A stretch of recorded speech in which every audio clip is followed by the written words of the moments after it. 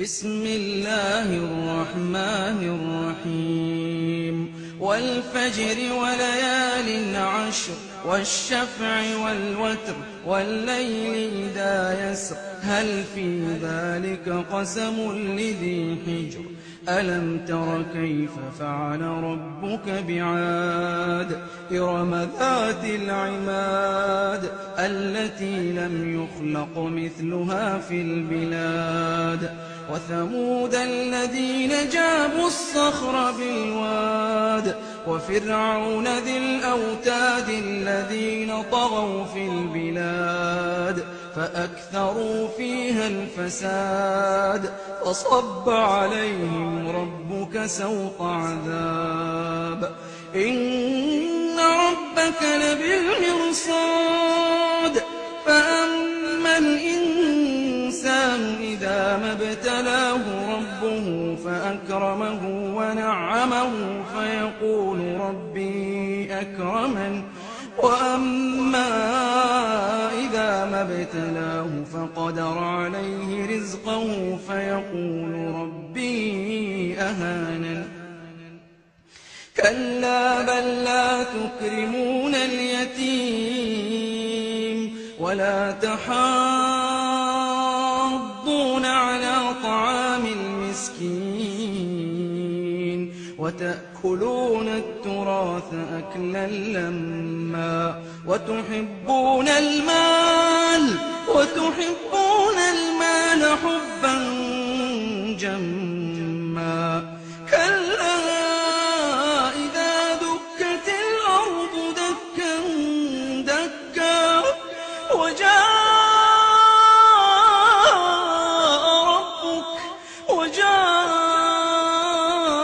ربك والملك صفا صفا وجيء يومئذ بجهنم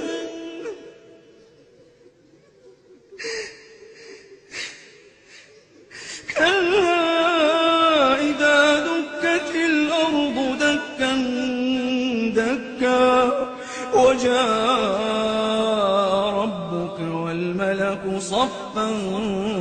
صفا وجيء يومئذ بجهنم يومئذ يتذكر الإنسان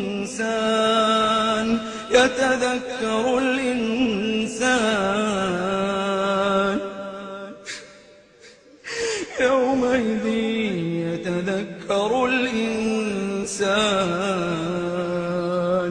يتذكر الإنسان وأنى له الذكرى يقول يا ليتني قدمت لحياتي يقول يا ليتني قدمت لحياتي فيومئذ لا يعذب عذابه أحد ولا يوثق وثاقه أحد يا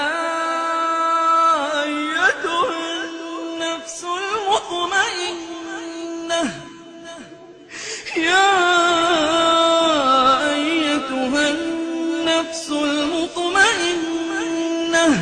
ارجعي إلى ربك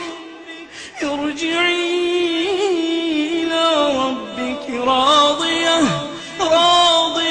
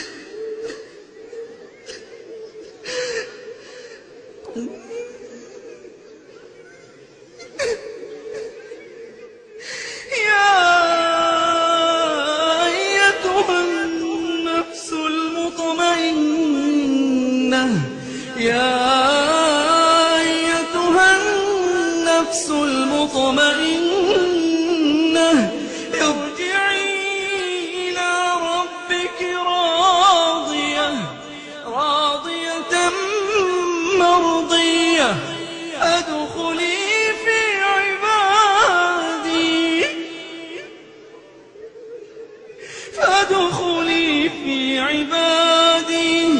فادخلي في عبادي فادخلي في عبادي وادخلي جنتي. اللهم اجعل نفوسنا اللهم اجعلنا من هذه النفس اللهم اجعلنا من هذه النفس المطمئنة.